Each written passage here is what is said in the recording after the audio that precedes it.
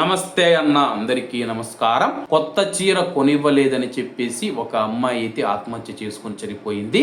వివరాల్లోకి వెళితే కాలేజీలో జరిగే ఓ కార్యక్రమానికి కొత్త చీర కొనివ్వలేదని మనస్తాపం చెందిన ఇంటర్ విద్యార్థిని ఉరి వేసుకుని ఆత్మహత్య చేసుకుంది.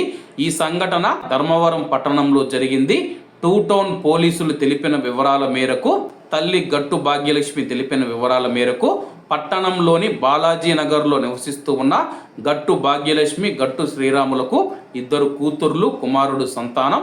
పెద్ద కుమార్తె గౌతమి ధర్మవరం రైల్వే స్టేషన్లో డేటా ఎంట్రీ ఆపరేటర్గా ఉద్యోగం చేస్తూ ఉంది.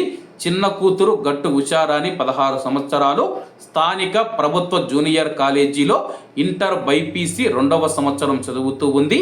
మగ్గం పైన ఆధారపడి జీవించే గట్టు శ్రీరాములు కుటుంబ పోషణకు ఇప్పటికే అప్పులు చేశాడు. పైగా ఇప్పుడు పని కూడా అంతంత మాత్రంగానే ఉండడంతో ఆర్థిక ఇబ్బందులు ఎదుర్కొంటూ ఉన్నాడు. ఈ క్రమంలో కాలేజీలో జరిగే ఓ కార్యక్రమంలో పాల్గొనేందుకు తనకు కొత్త చీర కొనివ్వాలని చిన్న కూతురు ఉషారాణి సోమవారం రాత్రి తల్లి భాగ్యలక్ష్మిని అడిగింది. కుటుంబ ఆర్థిక పరిస్థితి చూసి కూడా కొత్త చీర ఎలా అడుగుతావంటూ తల్లి ఆమెను మందలించింది.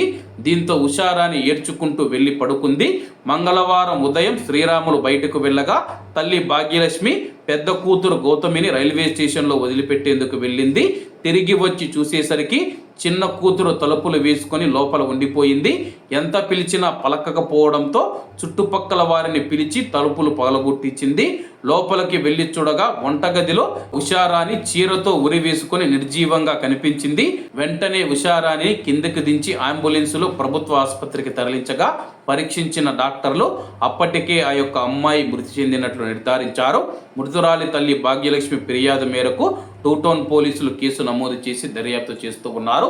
ఏది ఏమైనా సరే కానీ 500-1000 రూపాయలు ఆ యొక్క చీర కొనిపించి ఉంటే కానీ ఆ పాప, ఆ యొక్క అమ్మాయి ఈరోజు బతికేది.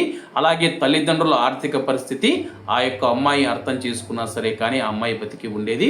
ప్రస్తుతం ఉన్న సమాజంలో మనం చూసుకుంటే చిన్న చిన్న వాటికి పెద్ద పెద్ద నిర్ణయాలు తీసుకొని ప్రాణాలు తీసుకుంటూ ఉన్నారు. కాబట్టి చదువుకుంటూ ఉన్న అమ్మాయిలు కానీ అబ్బాయిలు కానీ కుటుంబ పరిస్థితి తెలుసుకొని తల్లిదండ్రులు ఎంత కష్టపడుతూ ఉన్నారో వాళ్ళ యొక్క కష్ట నష్టాలు తెలుసుకొని దానికి అనుగుణంగా మీరు ముందుకు వెళ్ళాల్సి ఉంటుంది. కాబట్టి అందరూ బాగుండాలి, అందులో మనం ఉండాలి. అందరికీ నమస్తే అన్న, జై హింద్.